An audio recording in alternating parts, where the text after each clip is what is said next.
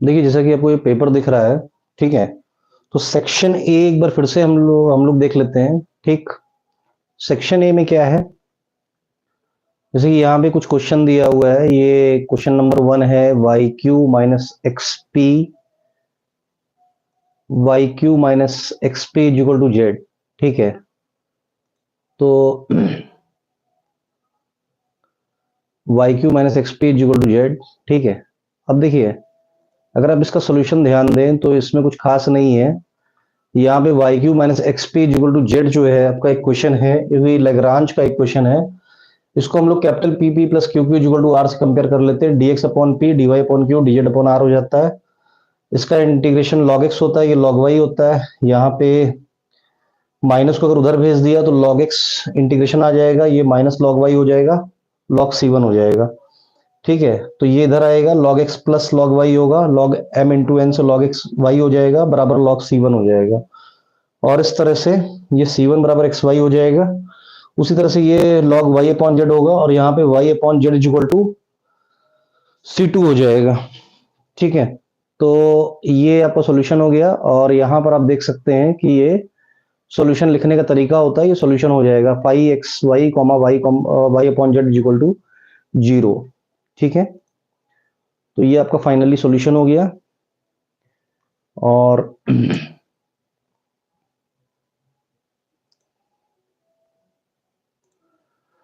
देखिए मैं जो भी लेक्चर दिया हूँ इसको मैंने ऑलरेडी रिकॉर्ड कर दिया है, एक बार मैं फिर से इसको जल्दी जल्दी जो है फॉरवर्ड करके बता रहा हूँ, ठीक है? कुछ क्वेश्चंस हम लोग डिस्कस कर चुके थे इसलिए दोबारा से टाइम वेस्ट नहीं करेंगे। तो ये बी पार्ट है इसका क्वेश्चन का। बी पार्ट में हम लोग क्या कर रहे हैं कि यहाँ पे जैसा कि आपको दिख रहा है कि जो क्वेश्चन है वो दिया हुआ है u x minus u y is equal to u x minus u y is equal to u, ठीक है? तो और एक कंडीशन उसमें और दी है u x comma y equal to x, ठीक है? एक बार हम लोग क्वेश्चन भी देख लेते हैं क्या क्वेश्चन था, ठीक है? अभी भी प्रीवियस में हम लोग देख चुके हैं। ये यहाँ पे मैंने क्वेश्चन को रख रखा है, ये है इज इक्वल टू जीरो। तो जब इसको लेग्रांज से आप कंपेयर करेंगे तो इसका कंपैरिजन करके यहाँ पर ये इस तरह से आ जाएगा, d x upon one is equal to d y upon minus one is equal to d u upon zero, ठीक है? तो अगर आप पहले और दूसरे रेशियो को सॉल्व कर दीजिए तो इधर होगा एक्स, इधर होगा माइनस का वाई, इंटीग्रेशन होने पर ये एक्स प्लस वाई हो जाएगा, एक कांस्टेंट आ जाएगा सी वन, इधर डी यू बराबर जीरो हो जाएगा। तो आप यू को कह सकते हैं कि सी टू, क्योंकि इधर कांस्टेंट है, कांस्टेंट का इंटीग्रेशन एक जीरो है तो जीरो का इंटीग्रेशन कांस्टेंट आएगा, सी टू हो जाएगा। अब दोनों सॉल्यूशंस को एक फंक्शन से जोड़ सकते हैं, मान लीजिए कि वो फंक्शन जी था, तो सी टू जो है वो है किसका सॉल्यूशन, यू का। यू एक्स कॉमा वाई दो वेरिएबल में था, तो हम ये लिख सकते हैं कि यू एक्स कॉमा वाई यानी कि सी टू बराबर क्या हो गया, जी सी वन। सी वन क्या निकला, एक्स प्लस वाई, तो जी एक्स प्लस वाई हो गया। यू एक्स कॉमा जीरो, ये एक्स कंडीशन दी हुई है, तो इसलिए जब ये कंडीशन दी है तो हम ये कह रहे हैं कि हमें तो जी एक्स प्लस वाई दिया हुआ, तो यहाँ पे एक्स प्लस वाई करेंगे यानी कि एक्स प्लस वाई के बराबर होगा, यानी कि यू एक्स कॉमा वाई जो होगा अंततः जो है एक्स प्लस वाई के बराबर हो जाएगा, ठीक है? तो इसके बाद जो है आप देख सकते हैं कि यहाँ पे आपको क्लासिफाई करना है। इस क्वेश्चन में क्लासिफाई जो है बहुत आसान सा क्वेश्चन होता है, 2 नंबर का हलवा क्वेश्चन होता है। आप जो भी पार्शियल डेरिवेटिव होते हैं, जैसे यहाँ पे एक छोटी सी मिसप्रिंट है, ये टी होगा, या तो एक्स वाई में होता है या टी वाई में होता है या आपका एक्स टी में हो सकता है, जैसा भी हो, ठीक है? तो हमने वाई अपने मन से ले लिया है, तो यहाँ पर जो भी है ये अगर एलसीएम इसको कॉमन निकाल ले तो यहाँ पे एक्स स्क्वायर माइनस वन हो जाएगा, एक्स स्क्वायर माइनस वन होने से ए एक्स स्क्वायर माइनस वन हो जाएगा। तो बी स्क्वायर माइनस फोर ए सी कर लेंगे, बी स्क्वायर माइनस फोर ए सी जीरो आएगा, अगर जीरो आता तो पैराबोलिक होता है, अगर बी स्क्वायर माइनस फोर ए सी की वैल्यू ग्रेटर देन जीरो आ रही तो हाइपरबोला होता है, अगर लेस देन जीरो आ रही तो इलिप्टिक होता है, ठीक है? तो मुझे नहीं लगता कि इसमें कोई आपको जो है बहुत ज्यादा दिक्कत वाली बात है, और ये सब बड़ा आसान सा है, ठीक है? तो देखिए दूसरा क्वेश्चन क्या है, उसमें कह रहा है कि सॉल्व करिए पार्शियल डिफरेंशियल इक्वेशन को। तो क्वेश्चन बार बार देखने की जरूरत नहीं है आपको, यहाँ पर आप समझ सकते हैं कि कैसे सॉल्व होगा।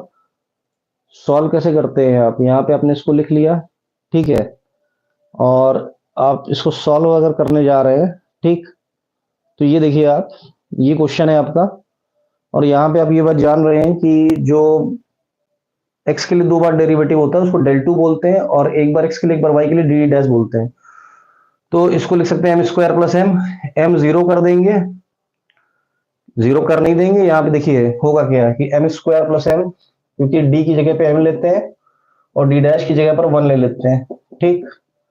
तो एम स्क्वायर प्लस एम बराबर जीरो होगा, तो एम की वैल्यू क्या आ जाएगी कॉमन लेने पर, ठीक है, एम की वैल्यू आ जाएगी जीरो और -1, ठीक। सी एफ का फॉर्मूला होता है बहुत सिंपल सा कि function y plus m one x plus f two y plus m two x, ठीक। तो वैसे ही आप क्या कर देंगे, एम वन की वैल्यू जीरो लगा देंगे, एम टू की वैल्यू 1 लगा देंगे, तो ये f one y plus f two y minus x हो जाएगा, क्योंकि एक्स जो एम टू की वैल्यू है वो -1 हो रही है, यहाँ जीरो हो जाएगा, ये खत्म हो जाएगा, यहाँ -1 होगा, तो यही आंसर आ जाएगा, ठीक है। आसान सा है बहुत। इसके बाद देखते हैं क्या होना है, ठीक है। इसके बाद देखिए क्या होगा, ये मीडियन निकालना है आपको इस क्वेश्चन में, ठीक। तो मीडियन कैसे निकलता है आपको पता होगा, मीडियन कैसे निकल सकता है आपका,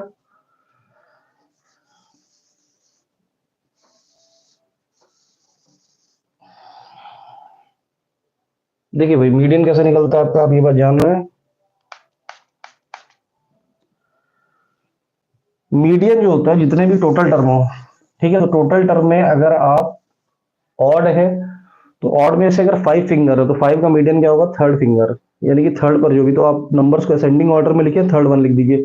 इसमें 7 है तो 7 में 10 जो होगा वो फोर्थ नंबर पे आ रहा है, 7 प्लस 1/2, यानी कि 8/2, 8/2 हो गया 4, तो ये 10 आपका मीडियन हो गया, ठीक है। इसी तरह से आपको क्या दिए हुए हैं, मोमेंट्स दिए हैं, और वो भी सेंट्रल मोमेंट दिए हैं, ठीक है। सेंट्रल मोमेंट क्या होते हैं, मोमेंट अबाउट मीन होते हैं, यानी कि mu one mu two mu three mu four. तो देखिए क्या करेंगे हम लोग, mu one mu two mu three mu four की वैल्यू दी हुई है, म्यू वन दिया हुआ है आपका 0, म्यू टू दिया हुआ है 15 और म्यू थ्री दिया हुआ है -31।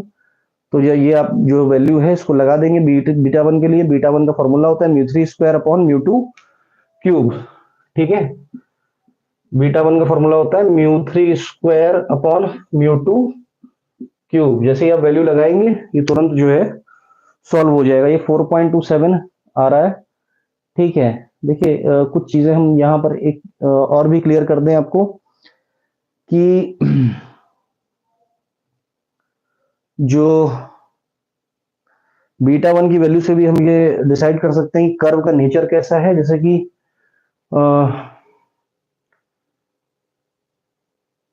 कर्व का नेचर भी हम डिसाइड कर सकते हैं उससे, कर्व कैसे कैसे होते हैं, जैसे कि हम ये कहते हैं कि नो स्क्यूनेस, ठीक है, स्क्यूनेस पॉजिटिव साइड या नेगेटिव साइड, ठीक। तो स्क्यूनेस भी कभी कभी 2 नंबर पूछा जाता है, उसकी भी डेफिनेशन आपको आनी चाहिए।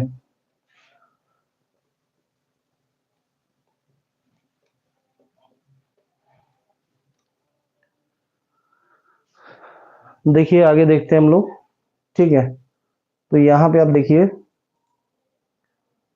इसके बाद जो है, जैसा कि दिख रहा है आपको, ये क्वेश्चन है आपका, और यहाँ पे मैं एक बार देख भी रहा हूँ कि आपको सब सही दिख रहा है कि नहीं, ठीक है। आप हल्का सा भी जूम करेंगे बढ़िया से खूब आएगा, ठीक है। ये प्रॉब्लम है आपका, एक्स दिया हुआ है 1 2 3, एफ एक्स दिया हुआ है, एक्स दिया है 1 2 3, एफ एक्स दिया हुआ है आपका 1/2, 1/3 और 1/6। देखिए बहुत हल्का क्वेश्चन होता है, इसमें आपको एक्सपेक्टेड वैल्यू और वेरिएंस की वैल्यू निकालनी है, ठीक है।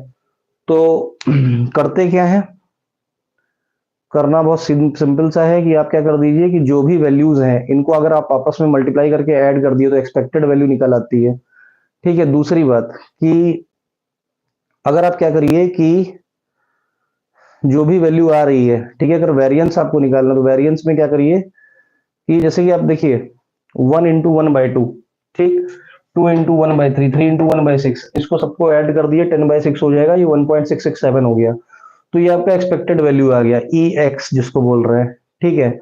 तो अब आप क्या करिए कि इसका डिफरेंस ले लीजिए सारी वैल्यू से, और जो भी है उसका स्क्वायर कर दिया, यहाँ पे थोड़ा सा गड़बड़ है, स्क्वायर इधर लगा होगा, ठीक है। तो आप इसका स्क्वायर कर दीजिए और जो भी इसके एक्सपेक्ट फंक्शन के वैल्यू दिए हुए हैं उनसे मल्टीप्लाई कर दीजिए, ठीक है।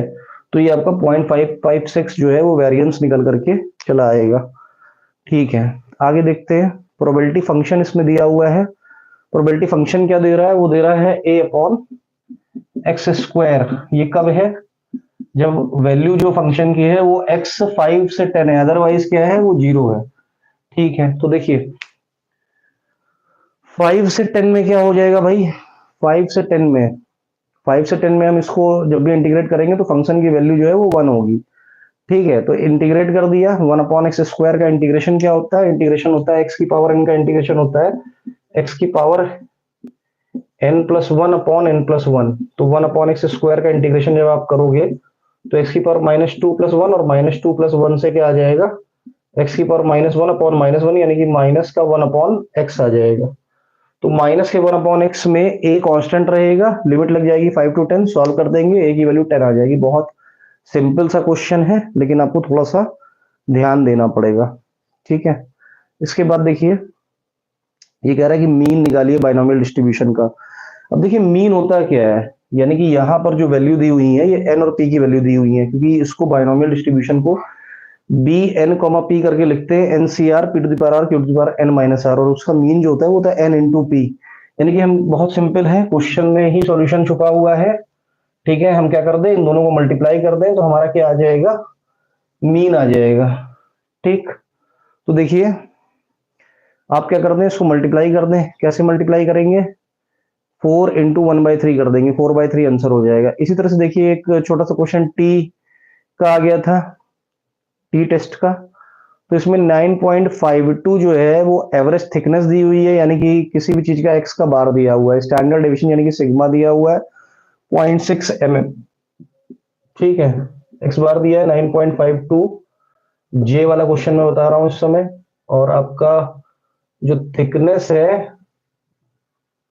यहाँ पे कह रहा है सैंपल ऑफ 10 वॉशर्स, यानी कि एन आपका 10 दिया हुआ है और स्टैंडर्ड डेविएशन सिग्मा दिया हुआ है 0.6। ठीक है, और आपसे कह रहा है कि अगर थिकनेस 10 mm हो, ठीक है, तब क्या वैल्यू होगी। तो देखिए यहाँ पे सिंपल सा है कि आप जो है ये फॉर्मूला लगा दीजिए एक्स बार माइनस म्यू अपॉन 10।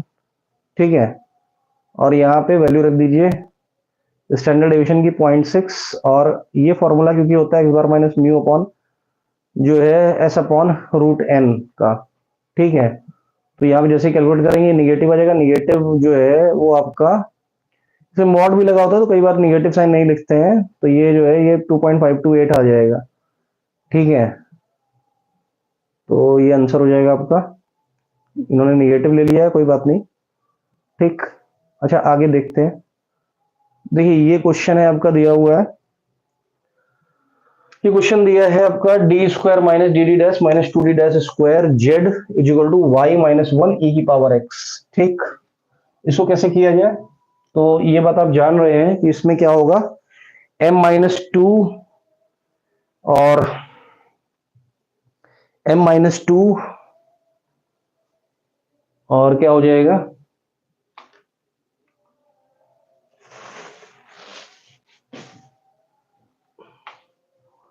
देखिए भाई यहाँ पे जो है जैसे कि आप देख सकते हैं ये, ठीक, तो ये d की जगह पे m रख देंगे, d डैश की जगह पे 1 रख देंगे, तो m square minus m minus 2 हो जाएगा, जैसे कि यहाँ पे आपको दिख रहा है। ठीक, इसके फैक्टर कर लेंगे तो m की वैल्यू 2 और -1 आ जाएगी, तो ये CF लिख देते हैं हम लोग, जैसा कि अभी हमने समझाया भी था अभी थोड़ी देर पहले 2 नंबर क्वेश्चन में कि y प्लस m1x और y प्लस m2x, तो 2 यहाँ लगा दिया, -1 यहाँ लगा दिया। ठीक है, तो CF की बात क्लियर हो गई। अब हमको PI लिखना है, तो PI के लिए क्या करें, इसके लीनियर फैक्टर बना ले, लीनियर फैक्टर बना लेंगे। ये एक फॉर्मूला होता है, इसको बोलते हैं कि जनरल मेथड, इसको बोलते हैं जनरल मेथड। जनरल मेथड में क्या करते हैं हम लोग, देखिए यहाँ पे सबसे अच्छी बात है कि हमने मार्किंग भी दे रखी है कि कितने नंबर कितने स्टेप पे कितना नंबर मिलेगा, तो आप वो भी देख करके बड़े अच्छे से पेपर में नंबर ला सकते हैं। ठीक है, तो देखिए कहीं पर भी अगर कभी इस तरह का कोई क्वेश्चन आ रहा है, y और फंक्शन जो है वो x का आ रहा है, ठीक है, dx आ रहा है।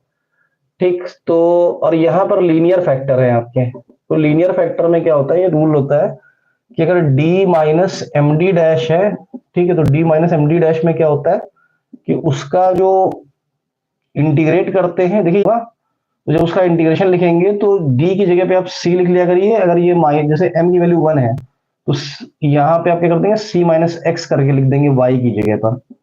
जो भी y रहेगा वहां पे c माइनस एक्स रख देंगे, बाकी जो कुछ रहे उसको ऐसे ही छोड़ देंगे। तो देखिए यहाँ पर क्या कर दिया गया है, जैसे d minus two D dash है तो यहाँ पे c माइनस टू एक्स हो जाएगा y की जगह पे, बाकी सब ऐसे ही रख देंगे, उसको इंटीग्रेट करना रहेगा, ये जनरल मेथड होता है। ठीक, तो यहां पर आपने क्या कर दिया कि उसको इंटीग्रेट कर दिया। ठीक है, देखिए जनरल मेथड थोड़ा सा लेंदी पड़ता है लेकिन आंसर आपका निकल के आएगा।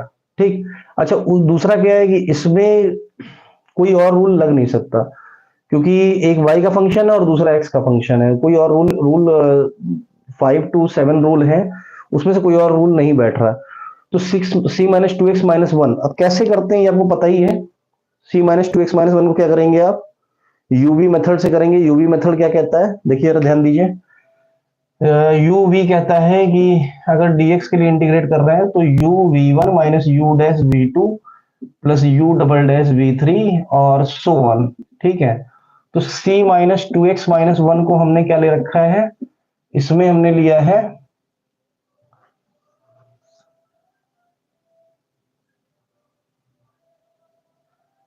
यहाँ पे हमने इसको u ले लिया है। ठीक है, तो इसका जो डिफरेंशिएशन होगा c का 0 हो जाएगा, माइनस का 2 हो जाएगा और ये माइनस के 1 का भी 0 हो जाएगा, यानी कि u डैश यही आएगा। फिर v1 को अगर हमने e की पावर x लिया है तो v2 भी e की पावर x होगा और v3 भी e की पावर x होगा। ठीक है, तो यहाँ पे जब आप रखेंगे u v1 करके तो u में तो ऐसे ही रहेगा c minus two x minus one. ठीक है, c minus two x minus one और v1 क्या होगा, e की पावर x होगा, फिर इसका डिफरेंशिएशन करेंगे तो माइनस का 2 आ जाएगा यहां से और e की पावर x रहेगा। ठीक है, अब देखिए c आपका था क्या, c था आपका y प्लस टू एक्स, तो फाइनली क्योंकि c में नहीं छोड़ते हैं तो ये फिर से करना पड़ेगा, तो ये ऐसा वही चीज मैंने डायरेक्ट लिख दिया थोड़ा सा। ठीक, ये ऐसा हो जाएगा तो ये टू एक्स कट जाएगा, तो यहाँ पे y माइनस वन होगा, e की पावर x होगा और माइनस टू e की पावर x होगा, तो y माइनस वन। और एक चीज और यहाँ पे, क्योंकि एक फॉर्मूले का माइनस होता है, एक ऑलरेडी यहाँ पे माइनस चल रहा है u डैश में, तो ये माइनस माइनस प्लस हो जाएगा, इसी को यहाँ पे प्लस कर देंगे तो ये प्लस टू आ जाएगा, e की पावर x आ जाएगा, तो y प्लस वन हो जाएगा, e की पावर x हो जाएगा। अब देखिए अब फिर से इंपॉर्टेंट शुरू हो गया कि ये d प्लस डी डैश है, इसको जैसे कि मैंने ब्रेक करके कर दिया अलग अलग, आप चाहे तो एक साथ कर सकते हैं, एक साथ कॉमन ले लीजिए, y प्लस वन हो जाएगा, यानी कि u की वैल्यू अब जो है वो नए फॉर्मूले में क्या होने लग गई, y प्लस वन होने लगी। ठीक, तो y प्लस वन ले लीजिए इसको। ठीक है, y प्लस वन ले लीजिए। ठीक, और v उसी तरह से क्या रहेगा, e की पावर x रहेगा। ठीक है, तो जब y प्लस वन का आप डिफरेंशिएशन लिखेंगे तो क्या हो जाएगा, वन ही आ जाएगा। ठीक है, x तो है ही नहीं और y प्लस वन। ठीक है, अच्छा एक चीज और कि y प्लस वन है तो इसको थोड़ा सा अगर हम कांस्टेंट लेकर के चले तो वहां पे भी c लिया, यहाँ पर भी c लिया, यहाँ पे c नहीं लीजिए आप, यहाँ पे b लिख लीजिएगा। ठीक है, तो यहाँ पे थोड़ा सा चेंज करके लिखिएगा इसको इंटीग्रेट करते समय। देखिए कैसे करेंगे, जरा ध्यान दीजिए। जैसे यहाँ पर ये आपने लिख दिया d प्लस डी डैश लिख दिया। ठीक है, तो y प्लस वन e की पावर x है मान लीजिए, तो y की जगह पे हम लिख दें b प्लस एक्स, क्योंकि ये b से रिप्लेस होगा ये x से, बीच में प्लस का साइन रहेगा, तो b plus x plus one e की पावर x। ठीक है, अब इसको इंटीग्रेट करना है आपको। ठीक है, तो इसका जो पहली बार हम लिखेंगे इतना ही लिख देंगे और इसका जब एक बार डिफरेंशिएशन लिखेंगे तो x का वन हो जाएगा, एक माइनस का साइन आ जाएगा। ठीक है, ये वही पुराना फॉर्मूला है यूवी वाला जो अभी लिखा था मैंने। ठीक है, अच्छा देखिए अब क्या हो कि b की वैल्यू क्या थी, b की वैल्यू थी आपकी y, y को हमने b प्लस एक्स को हमने y से रिप्लेस किया था, है ना, तो y प्लस वन e की पावर x माइनस e की पावर x, तो ये कॉमन हो जाएगा, y plus one minus one हो जाएगा, e की पावर x, तो ये कैंसिल हो जाएगा। आप देख सकते हैं यहाँ पे कि ये जो है वो सॉल्यूशन आप देख सकते हैं कितने बढ़िया से, ये सॉल्यूशन आपका ये हो जाएगा। यहाँ पे बी लिखिएगा आप, सी मत लिखिएगा, ये y की पावर x ही बचेगा। और इसको देखिए आप एक बार में भी देख लीजिए, इसको पूरे को आप C F plus P I add कर देंगे तो जेड का सोल्यूशन हो जाएगा। ठीक है, और ये आप देखिए एक बार फिर से देख लीजिए कैसे किया गया है। यहाँ पे d को m रख दिया गया है, d डैश को 1 रख दिया गया है, पूरे को सॉल्व कर लिया गया है, सी एफ पी आई निकाल लिया गया है, पी आई निकालने के लिए दो बार लीनियर फैक्टर का यूज किया गया, फॉर्मूला लगा दिया गया, उसको इंटीग्रेट कर लिया गया, पी आई निकल आया, सी एफ निकल आया, सी एफ पी आई को एक साथ लिख दिया। नेक्स्ट क्वेश्चन जरा एक बार ट्राई करिए आप। ठीक है, ये बढ़िया क्वेश्चन है बहुत। ठीक, तो इसमें क्या है, सबसे पहले रेक्टेंगुलर प्लेट दी हुई है। देखिए रेक्टेंगुलर प्लेट कभी भी दी होगी यानी कि वो लाप्लास इक्वेशन से सॉल्व होगी। ठीक है, रेक्टेंगुलर प्लेट। क्वेश्चन की अगर विजिबिलिटी नहीं आ रही है तो मैंने पीडीएफ भी अटैच कर रखा है, आप जाइए यहाँ पे देखिए। थोड़ा सा इसमें एक दिक्कत आई है। मुझे एक सेकंड का समय दीजिएगा, जब तक आप इस क्वेश्चन का सॉल्यूशन देखिए, इसको जरा देखिए कैसे करेंगे।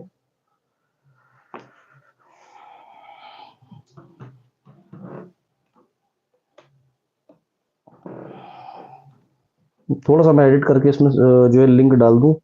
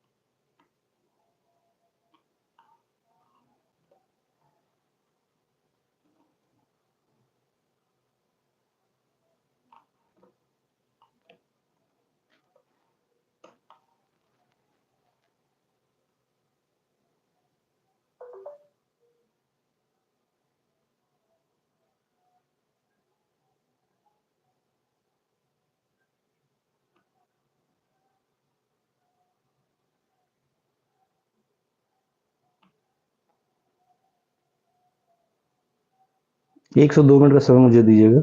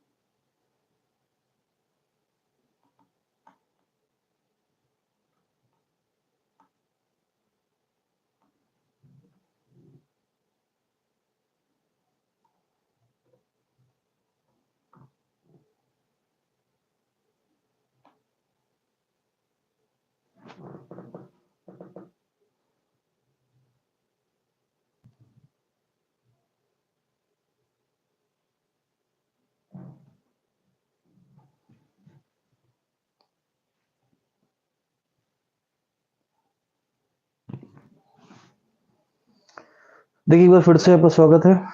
और यहाँ पे मैंने जो है सारी चीजें पेस्ट कर दी है, वो आपको दिखने लग जाएंगी लिंक वाइज। ठीक है, देखिए ये जो क्वेश्चन है इसमें क्योंकि क्या हो रहा है कि लाप्लास इक्वेशन का यूज हो रहा है, ठीक। और लाप्लास इक्वेशन कैसे यूज होता है, तो आप देख सकते हैं कि यहाँ पे आप लाप्लास इक्वेशन में गए और लाप्लास इक्वेशन में जाने के बाद आप क्या कर रहे हैं कि लाप्लास इक्वेशन में गए आप, ठीक। तो बढ़िया से दिख रहा है, मैं देख देख देख भी लिया हूँ कि बढ़िया से दिख रहा है चीजें, ठीक। और यहाँ पे जो है आप देखिए इसमें क्या क्या दिया हुआ है, 10 सेंटीमीटर वाइड दिया है और कह रहा है कि यू एक्स को जीरो की वैल्यू दी हुई है, एक्स बराबर जीरो और एक्स बराबर 2 पे 10 पे कुछ वैल्यू दी हुई है, ठीक है ना। तो अब आप देखिए कि जो लाप्लास इक्वेशन है, क्योंकि t del u by del t इसमें जीरो होता है, तो ये लाप्लास इक्वेशन पे कन्वर्ट हो जाता है, ठीक है।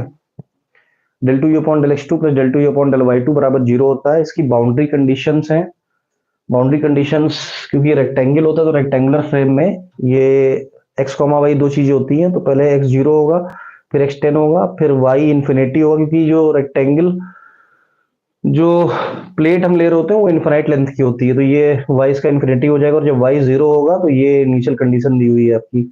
तो ये चार कंडीशन दी हुई है। अब देखिए यू का जो सोल्यूशन होता है, यू बराबर एक्स वाई लेते हैं, सोल्यूशन इस तरह का होता है, C one cos p x plus C two sine p x, C three e की पर p y, C four e की पर माइनस पी वाई, क्योंकि एक्स वाई में हम सोल्यूशन लेकर के चल रहा है, ठीक।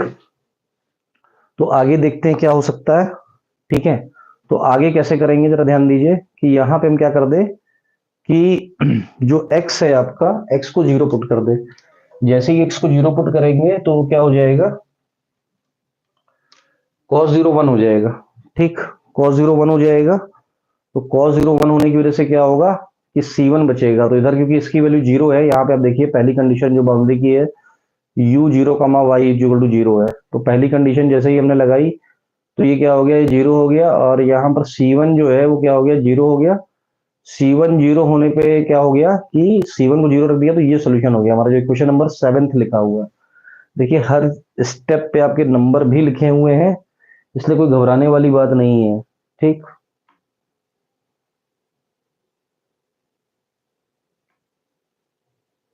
ठीक है, देखिए मैंने चेक कर लिया है, सब कुछ ऑलराइट है। आपको जैसा कि मैं दिखाना भी चाह रहा था कि डिस्क्रिप्शन में मैंने लिंक फिर से शेयर कर दिए हैं, उसमें पेपर भी है और आपका जो है वो सॉल्यूशन भी है, ठीक है। यहाँ पे आप जब जाएंगे तो डिस्क्रिप्शन में आप देख सकते हैं, यहाँ पे सब लगा हुआ है, ठीक है। अच्छा देखिए, तो हम लोग जिसकी बात करने जा रहे हैं यहाँ पे, ठीक है। और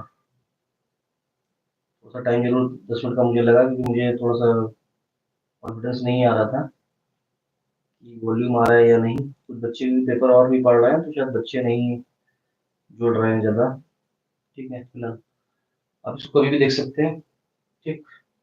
तो यहाँ पे देखिए, जब दूसरी कंडीशन हम रखने जा रहे हैं, दूसरी कंडीशन रखेंगे तो ये जो है जैसे ही आप 10 रख देंगे तो साइन की जगह पे क्या हो जाएगा, 10p हो जाएगा। C2 के साथ में C2 साइन पी एक्स आया, ठीक है। तो C2 के साथ में साइन 10p हो जाएगा, साइन 10p को जीरो करोगे तो p बराबर np बाई l, यानी कि l की वैल्यू 10 हो गई है।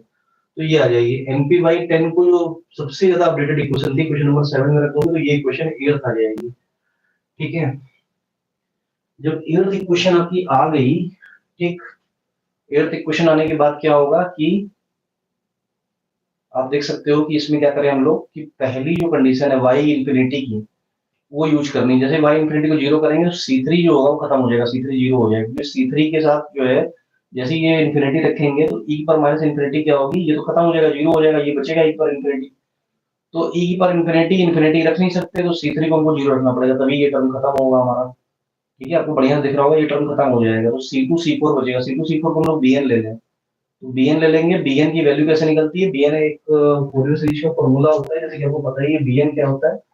bn होता है 2/l, 0 to l fx, और साइन n पाई x अपॉन l dx, ठीक है। तो ये 2/l हो गया। अब इसमें जो कंडीशन है वो क्या क्या है कि जो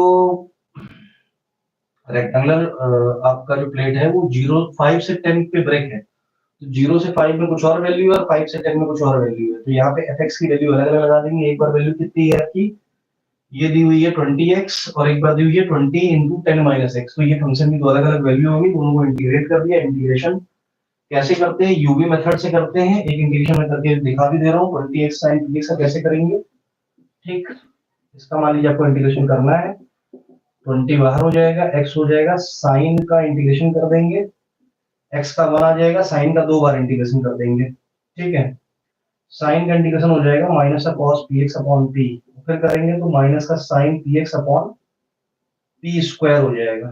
ठीक, तो जब वैल्यू लगाएंगे इसमें 0 से 5 वाली, ठीक है, तो देखिए साइन पी, पी था क्या आपका, जैसे ही आप इसमें पी की जगह पे 5x लगा देंगे, ठीक है, और एक बार जीरो, साइन जीरो जीरो हो जाएगा। और देखिए साइन वाली वैल्यू तो जीरो ही खत्म हो जाएगी, कॉस से ही मुझे रिजल्ट मिलेगा। जब इसको सॉल्व करेंगे इसे, तो हमारे पास क्या आ जाएगा आगे जा करके, और एक बार x को 5 रख देना है और एक बार 0 रख देना है, 0 रखूं तो भी ये खत्म हो जाएगा। ठीक, इस तरह से हम लोग सॉल्व करेंगे। ये हमने bn की वैल्यू निकाल रखी है, और किसी को नहीं आती तो मुझसे कांटेक्ट कर लीजिएगा, बता दूंगा कैसे आएगी। ठीक है, तो ये हमने निकाल रखा है, बहुत बार हम इस चीज को करवा चुके हैं। ठीक,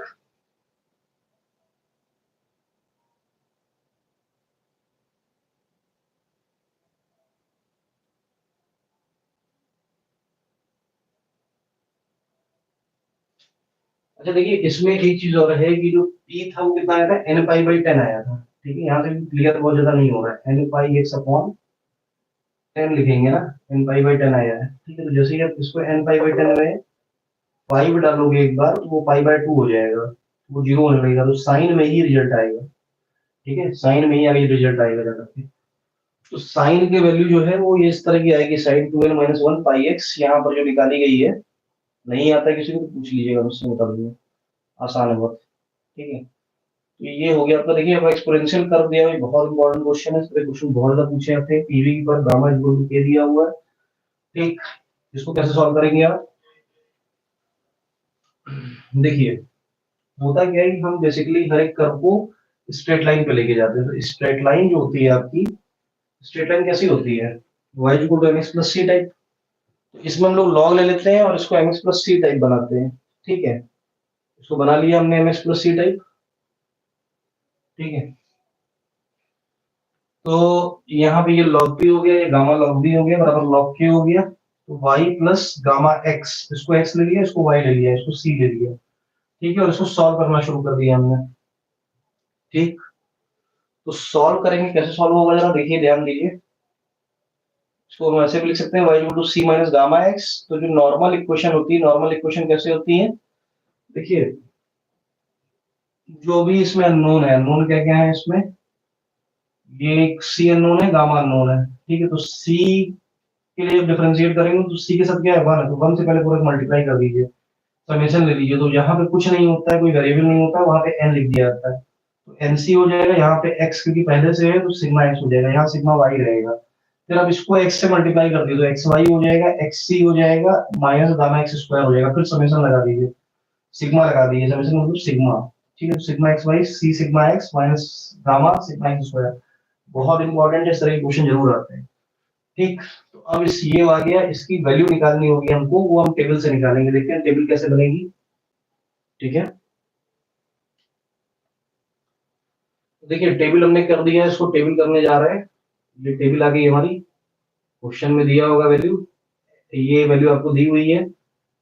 यहाँ पे v की वैल्यू दी हुई है, देखिए आप 50, 100, 150, 200 ये दी हुई है। 135 का लॉग ले लेंगे तो ये 1.6989 आ जाएगा।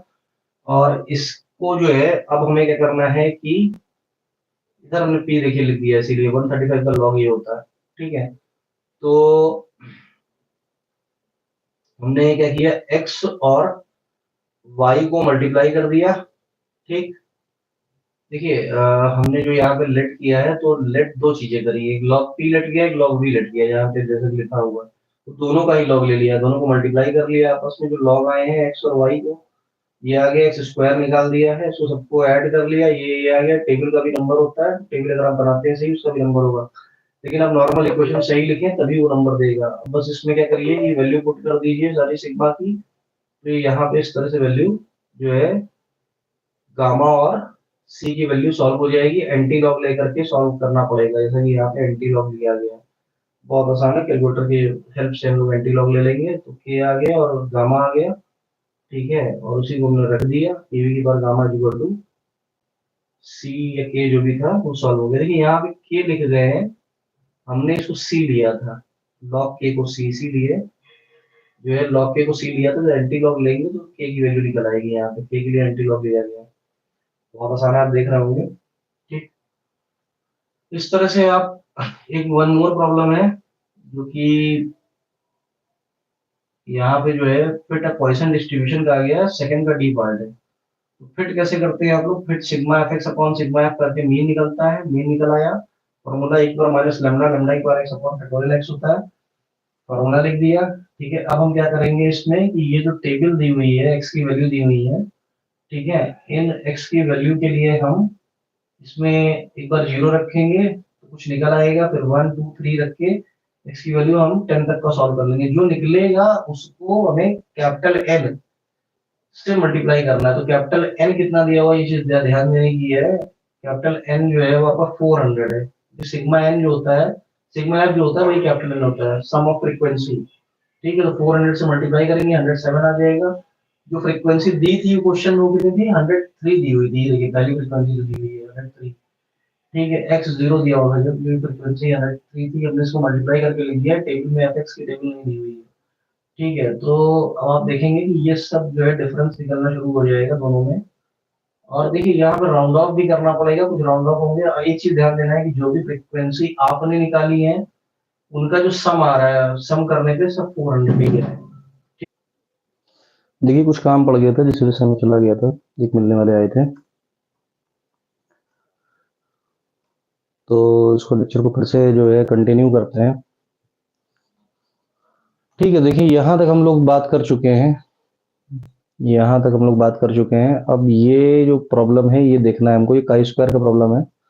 देखिए काई स्क्वायर के प्रॉब्लम में सबसे पहले एक, जैसा कि कह रहा है कि वैक्सीनेशन हुआ है अगेंस्ट कॉलरा के, ठीक, तो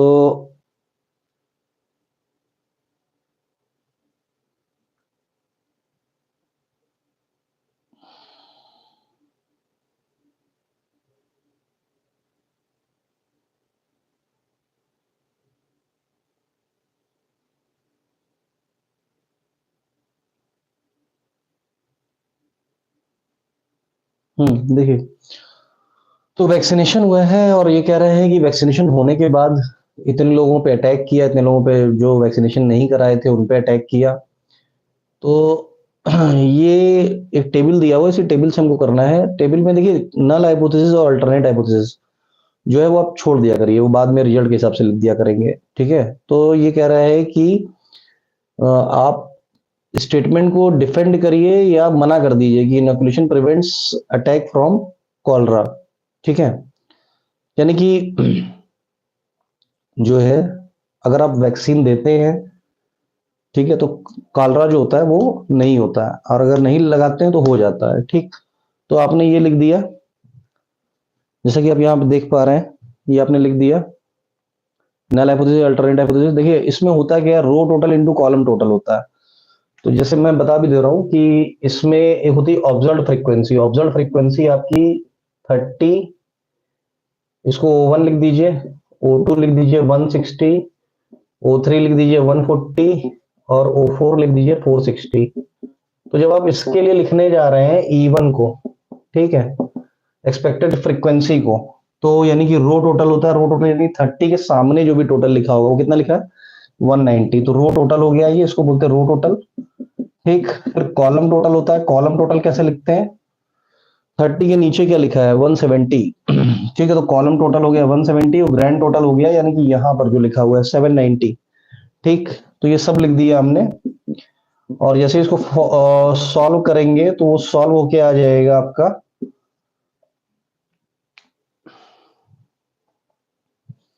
वो सॉल्व होके आपका आ जाएगा 40.9, ठीक है।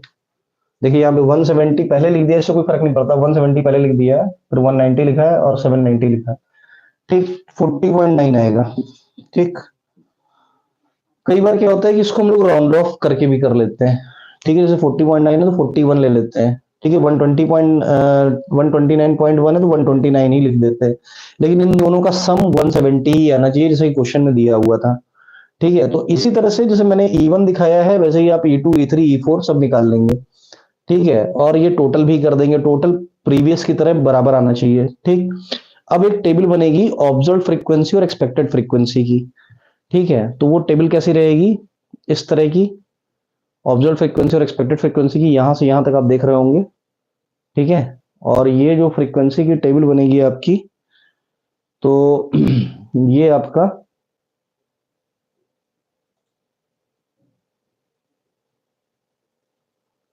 आई होप कि आपको सब बढ़िया दिख रहा होगा।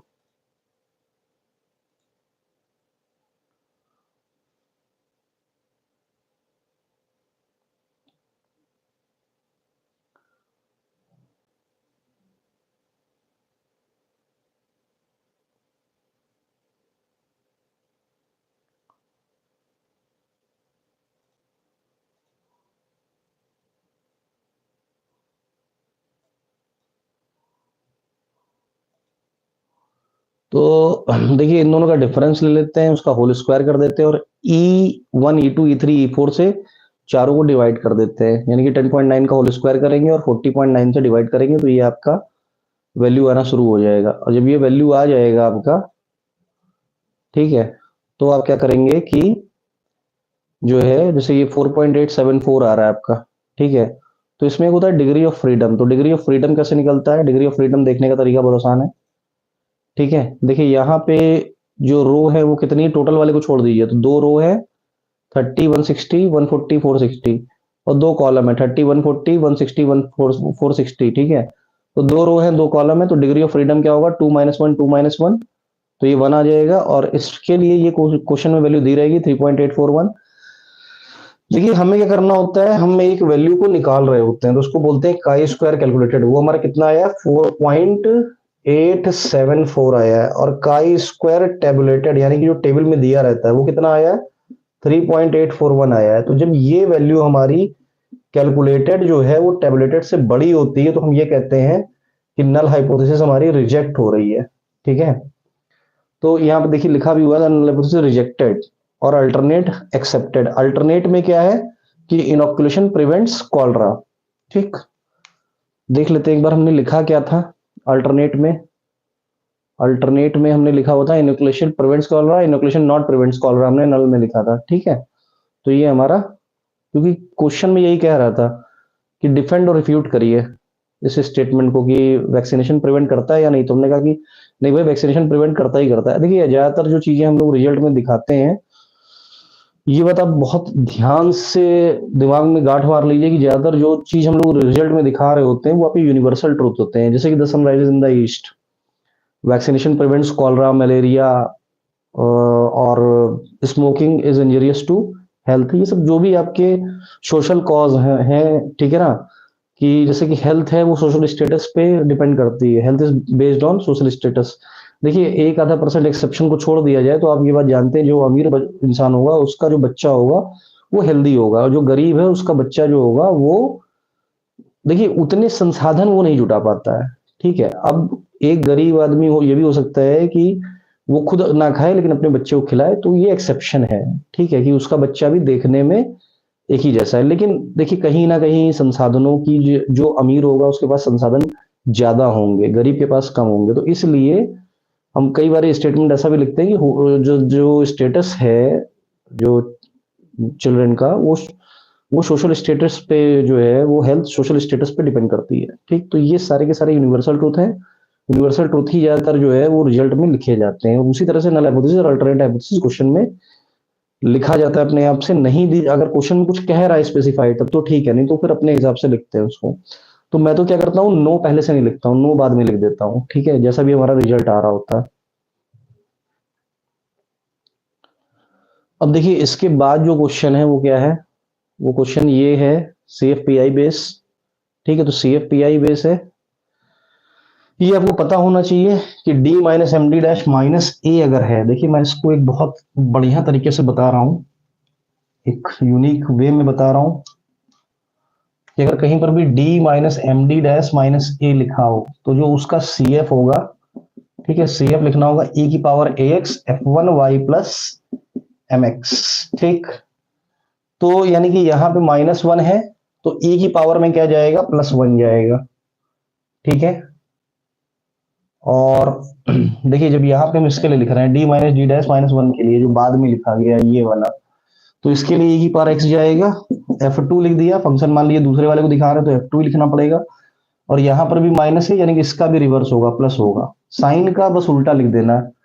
ठीक है, अच्छा ठीक है, तो यहाँ पे प्लस दिया है क्वेश्चन में, सेकंड पार्ट देखिए यहाँ प्लस दिया है तो यहाँ पे क्या होगा, माइनस होगा।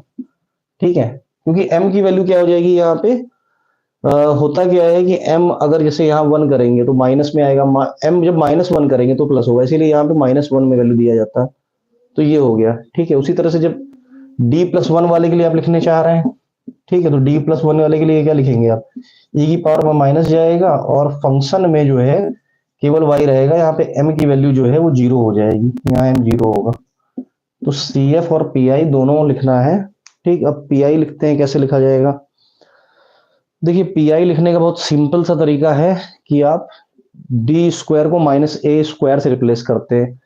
यहां पर देखिए साइन 2x + 3y है राइट हैंड साइड पे।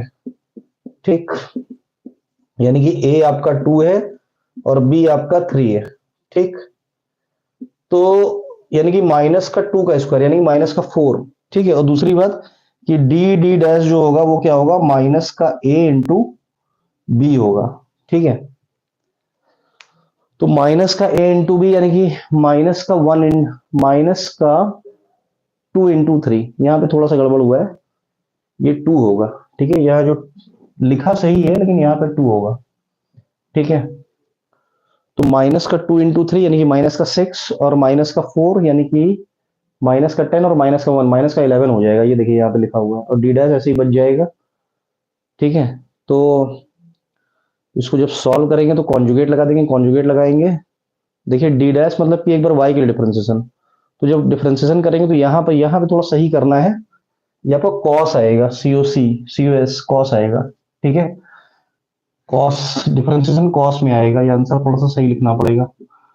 ठीक, बाकी सब ठीक है, बाकी ये जो है डी डैश स्क्वायर माइनस के बी स्क्वायर से रिप्लेस होगा, बी यहाँ पे क्या है 3 है तो माइनस का 3 का स्क्वायर माइनस का 9 हो जाएगा, तो ये -130 हो जाएगा, इस तरह से सॉल्व हो जाएगा। ठीक है,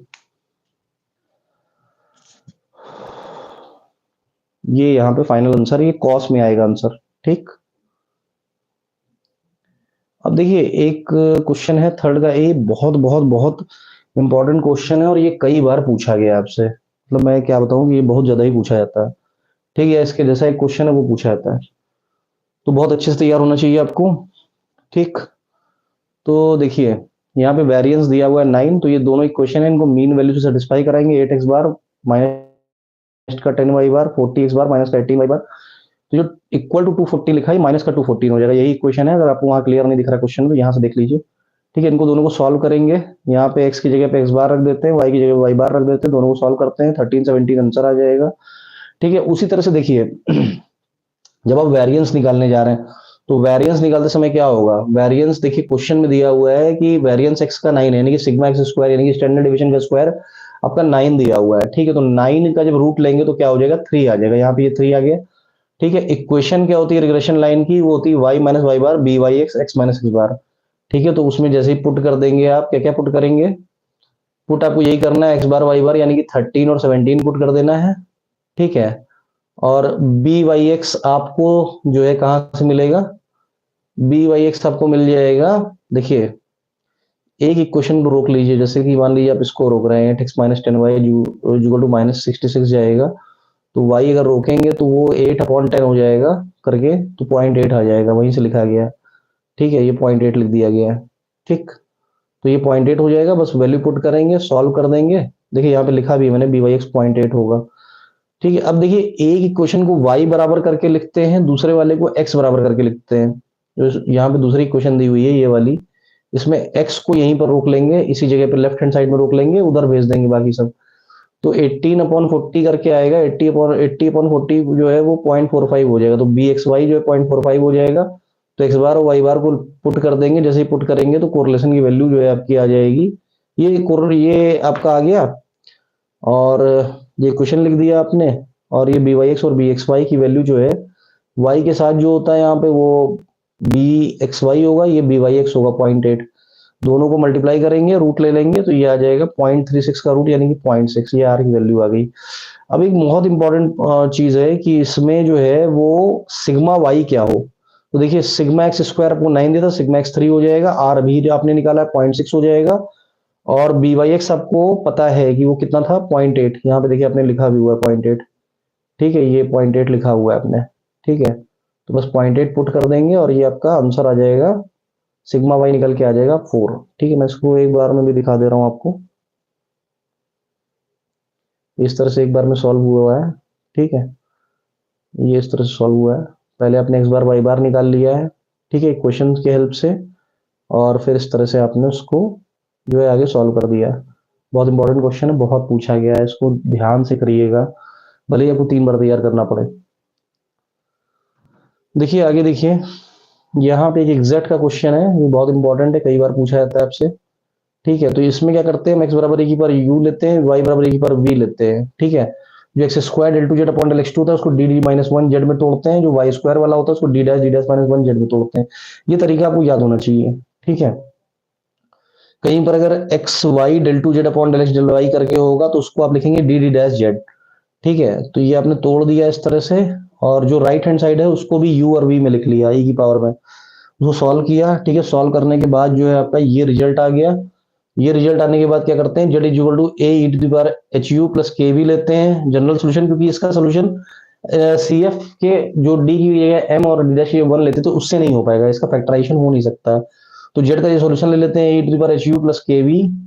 ठीक है, और जैसे एक बार डिफरेंशिएट करेंगे तो एक एच आएगा, दो बार करेंगे तो दो एच आएगा, एच स्क्वायर, डी डैश के लिए दो बार करेंगे तो के स्क्वायर आ जाएगा। तो यहाँ पुट कर देंगे तो ये जो है जनरल सोल्यूशन हो जाएगा। इसमें हम ये कह सकते हैं कि वेयर ये जो चीज है ये जीरो होती होगी। ठीक है, तो अब क्या करना है, इसको सॉल्व करना है। फिर से हमने क्या किया, क्योंकि ई की पावर में कभी भी ए एक्स प्लस बी वाई करके होता है तो डी डी प्लस ए से रिप्लेस होता है, और डी डैश प्लस बी से, तो डी की जगह डी प्लस टू होगा, डी डैश की जगह डी डैश प्लस टू होगा, क्योंकि ए और बी की वैल्यू यहाँ पे यू बी है। ठीक है, तो उससे रिप्लेस कर देंगे, खोल देंगे, फिर इसको वन वन माइनस डी की पावर माइनस वन करके इसको एक्सपेंड मारेंगे, पूरा वन अलग कर लेंगे, पूरे की पावर माइनस वन करके एक्सपेंड मारेंगे, तो बाकी क्योंकि इधर जो है वी चल रहा है वो फर्स्ट ऑर्डर का है, और ये ज्यादातर टर्म जो है वो हायर ऑर्डर के, केवल ये डी बाई फाइव और 16/5 जो डी डैश है यू वी, हाँ ठीक है, तो ये वी का फंक्शन है, तो यही बचेगा, बाकी ये सब जीरो हो जाएगा। डी यहाँ पे डी टू है, यहाँ डी है, यहाँ डी डैश स्क्वायर है, वी से ये सब हाइयर है। ठीक है, तो वी क्या है, वाई के लिए तो ये हम ये कह सकते हैं कि वी है, और एक्स के लिए कह सकते हैं यू है, तो यानी कि डी और डी डैश बेकार हो जाएगा, केवल फर्स्ट ऑर्डर का डी डैश काम रहेगा। तो ये इस तरह से जो है डी डैश से एक बार डिफरेंशिएट करेंगे वन हो जाएगा, ये वन से मल्टीप्लाई करेंगे तो वी ही बचेगा, ये सॉल्व कर देंगे, ये आएगा आंसर। ठीक है, तो इसमें फिर से वैल्यू पुट कर देंगे, क्योंकि आंसर हमको एक्स वाई में ही देना है। बहुत से बच्चे होता है यूवी में आंसर लिख के चले जाते हैं, वो काम नहीं करना है, एक्स वाई में आंसर छोड़ना है, तो आंसर जो है फिर से एक्स वाई में लिखेंगे, तो ये फाइनली जो जनरल सोल्यूशन हो जाएगा। ठीक है, बड़ा आसान था। ठीक उसी तरह से आपको स्ट्रिंग दिया हुआ है, स्ट्रिंग में y zero sine cube pi x upon l दिया है। सबसे पहले कि स्ट्रिंग यानी कि वेव इक्वेशन लिख देंगे, वेव इक्वेशन की जो कंडीशंस होती हैं वो लिख दिया हमने, बाउंड्री कंडीशन होती है, वो बहुत बार बता चुके हैं कि बाउंड्री जो है, जो वेव जो स्ट्रिंग होती है, ठीक है, क्योंकि वो दो जगहों पे बंधी होती है, तो ये हिस्से कभी भी छोड़ के बाहर नहीं भाग सकते। ठीक है, बीच में ही वाइब्रेशन होगा, तो इसीलिए ये y zero comma t zero होता है और y l comma t zero होता है, क्योंकि एल जो होती है वो डिस्टेंस होती है स्ट्रिंग की। ठीक, ये जो है स्ट्रिंग की डिस्टेंस होती है। ठीक है, तो यहाँ पे और इसका जो del y by del t होता है वो भी जीरो होता है, तो ये फंक्शन है y zero sine cube pi x upon l. इसको साइन थ्री थीटा के फॉर्मूले से तोड़ देते हैं, साइन थ्री थीटा का फॉर्मूला होता है three sine theta minus four sine cube theta, तो साइन क्यूब थीटा के लिए हम निकाल लेंगे इसको, इस तरह से हो जाएगा। ठीक है, इसको रख रखा देंगे और कंपेयर करा देंगे, कंपेयर कराने पे हमारा फिर x को जीरो पुट कर देंगे, x को जीरो पुट करेंगे तो C1 जीरो आएगा, जैसे हर बार होता है वही काम है, p n pi by l आएगा। ठीक है, डिफरेंशिएट करेंगे तो देखिए कॉस का माइनस साइन हो जाएगा और साइन का कॉस हो जाएगा। जैसे ही जीरो पुट करेंगे टी की जगह पे तो कॉस जीरो वन होगा, साइन जीरो खत्म हो जाएगा, तो सी फोर यहाँ से जीरो हो जाएगा। ठीक है, सी फोर जीरो हो गया, सी फोर को पुट कर देंगे, सी फोर को पुट कर देंगे, सी टू सी थ्री में इक्वेशन आ जाएगी। साइन क्यूब थीटा वाले को जो हमने चेंज किया होगा उससे कंपेयर करा देंगे, इसको कंपेयर करा देंगे टी बराबर जीरो पे, तो कंपेयर होकर के इसको हम लिख सकते हैं b one b two b three b four b five करके। तो यहाँ पे क्योंकि जब वन रखेंगे एन की जगह पे तो ये टर्म आएगा, तो ये टर्म और जो है जो आपका ये है ये कंपेयर हो जाएगा इस तरह से, ये तो वही चीज लिखाई है। तो बी वन जो है इससे कंपेयर हो जाएगा minus three y zero upon four से, और बी टू खत्म हो जाएगा क्योंकि टू पाई एक्स का यहाँ पे राइट हैंड साइड पे कोई टर्म है नहीं, तो थ्री पाई एक्स का एक टर्म है, तो बी थ्री आ जाएगा और एन की वैल्यू थ्री पे ये हो जाएगा, तो बी थ्री क्या हो जाएगा माइनस का वाई जीरो अपॉन फोर। तो यही हम लिख देंगे बी वन बी थ्री की वैल्यू लिख देंगे यहाँ पे, अदर सारे टर्म को कह देंगे जीरो हो गया, वैल्यू पुट कर देंगे, यही आपका सोल्यूशन हो जाएगा। ठीक है, देखिए ऐसा है कि ये सारे क्वेश्चन बहुत इंपॉर्टेंट हैं और इसीलिए मैंने यहाँ पे जो है आपको सोल्यूशन भी दे दिया है। अब क्योंकि मैंने सोल्यूशन पूरा लिख दिया है तो उसको फिर से पूरा पूरा लिखना का कोई मतलब नहीं है, जो बहुत इंपॉर्टेंट जो टर्म है वही मैं टर्मिनोलॉजी वही मैं लिख रहा हूँ। ठीक, अब देखिए यहाँ पे क्या है कि एक इंसुलेटेड रॉड है लेंथ की और 0 डिग्री और 100 डिग्री के का टेम्परेचर है दो एंड पे, फिर हम उसको जो 100 वाला है उसको भी जीरो लेके चले आ रहे हैं। ठीक है, तो हमको टेम्परेचर जो है डिस्टेंस एक्स पे निकालना है। तो ये तो हीट इक्वेशन होती है del u by del t equal to c square del two u upon del x two. ठीक है, वो लिख दिया, उसका सोल्यूशन क्या होता है C one cos p x plus C two sine p x C three e पर minus C square p square t. ये देखिए ये प्रूव एक पेज का है तो आपको याद होना चाहिए। मैंने फॉर्मूले के भी जो है पीडीएफ वो दे दिया है, इसीलिए कि आपको फॉर्मूला ध्यान रहे, फॉर्मूला नहीं ध्यान होगा आप आगे क्वेश्चन बढ़ा नहीं पाओगे। ठीक है, तो सोल्यूशन ये बाउंड्री कंडीशन होती है, लगा दिया।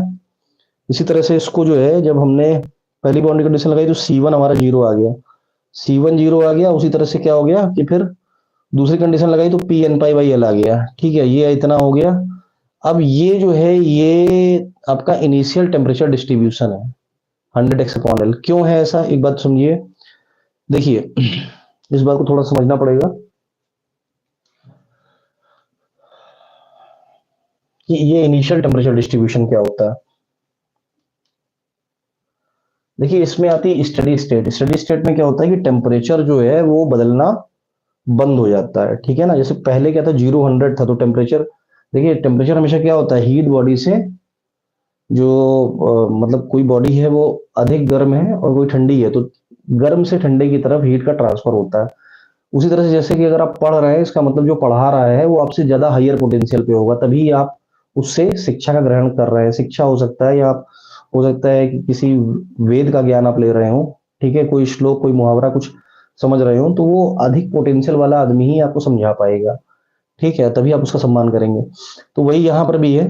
तो हम ये कहते हैं कि भाई एक एंड जो है टोटल जब रॉड की लेंथ क्या है एल है, ठीक है, तो एल डिस्टेंस में जो टेम्परेचर है वो 100 - 0 डिफरेंस का है। ठीक है, तो यूनिट में कितना होगा तो 100/L होगा। तो एक्स डिस्टेंस पे जहां हमको टेम्परेचर चाहिए तो यानी कि 100x/L होगा। तो ये हमारा इनिशियल टेम्परेचर डिस्ट्रीब्यूशन हो गया U1, क्योंकि जब स्टडी स्टेट आती है तो वहां पे ट्रांसफर बंद हो जाता है तो U2 जीरो हो जाता है। तो जो U होता है वो क्या होता है वो U2 प्लस U1 का सम होता है। ठीक है, तो U1 हम लोग निकाले थे, वो क्या था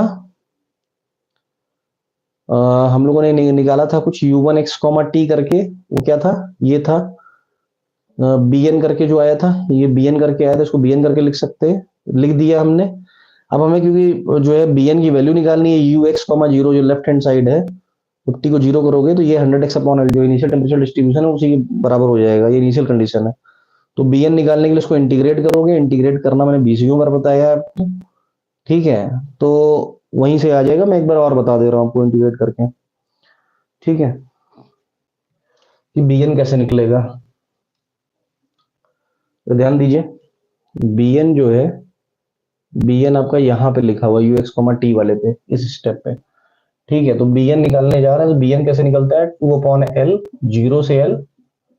ठीक है, और fx साइन n पाई x/L। ठीक है, dx। तो यहाँ पे जो fx है, fx क्या है आपका, fx है आपका 100x/L।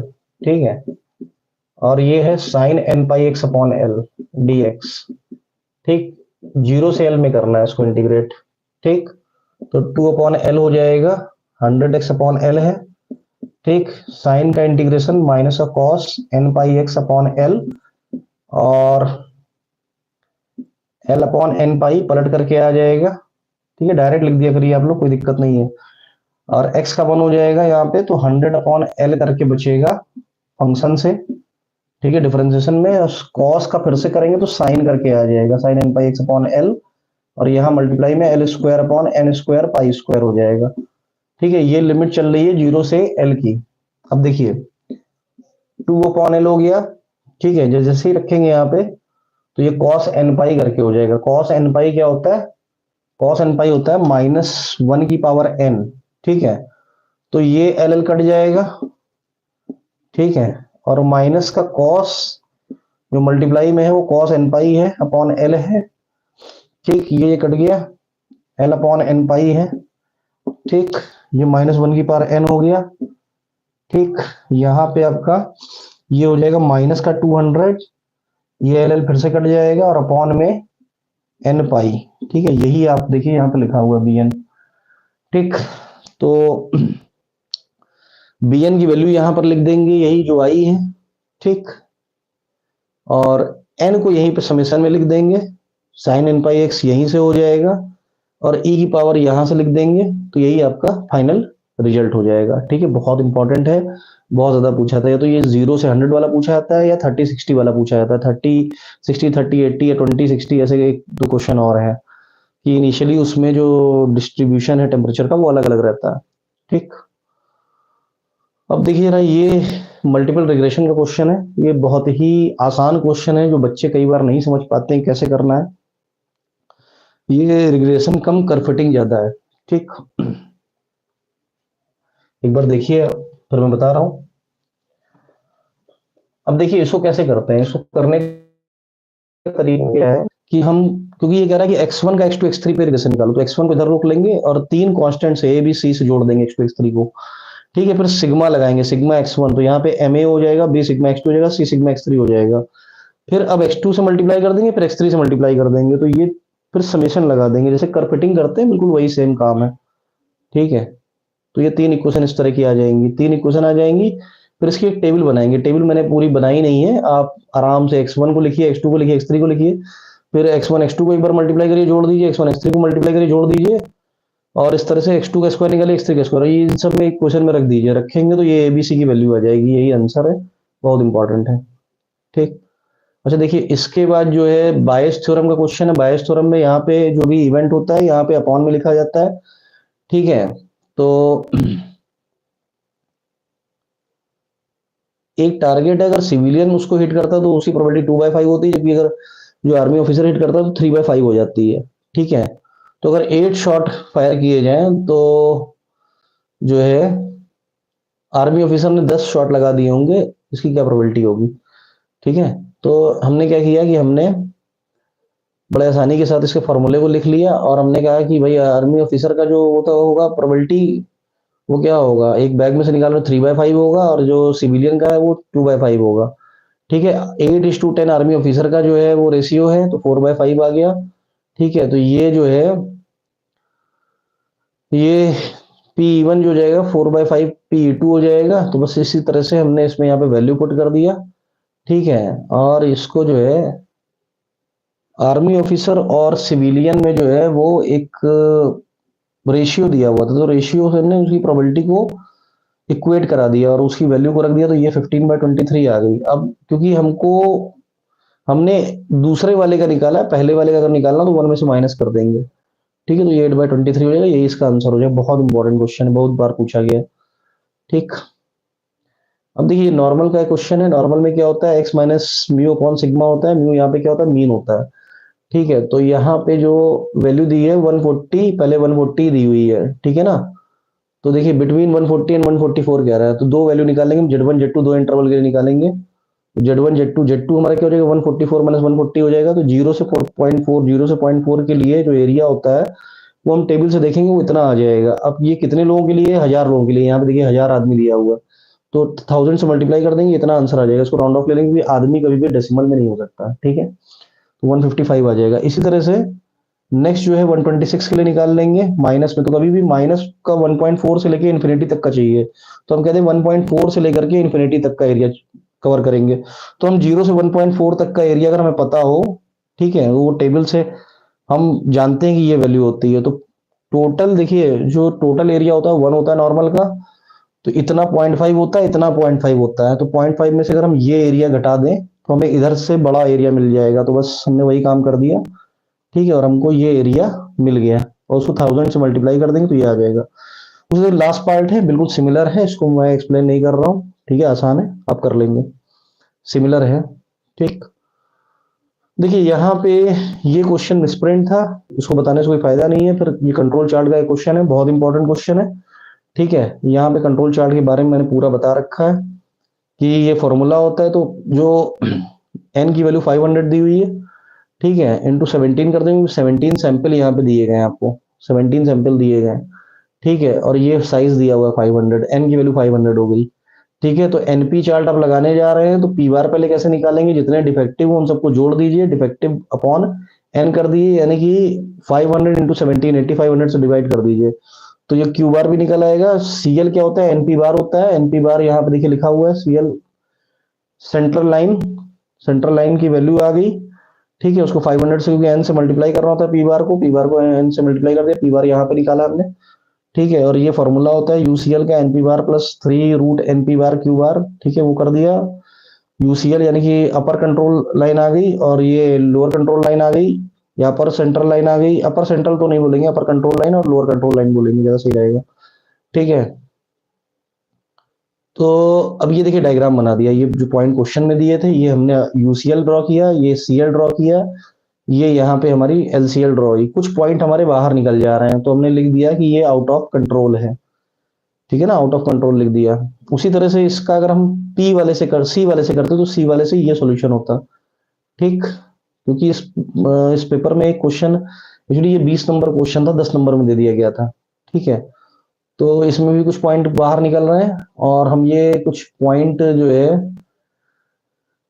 अगर वो पूछता है कि कब आप पी चार्ट यूज करते हैं, कब सी, तो पी करते हैं जब डिफेक्ट होता है, और जब डिफेक्टिव्स होते हैं तो सी करते हैं, ठीक है ना। तो ये चीज आपको ध्यान रखनी है कि डिफरेंस होता है ये पी और सी चार्ट में, ठीक है।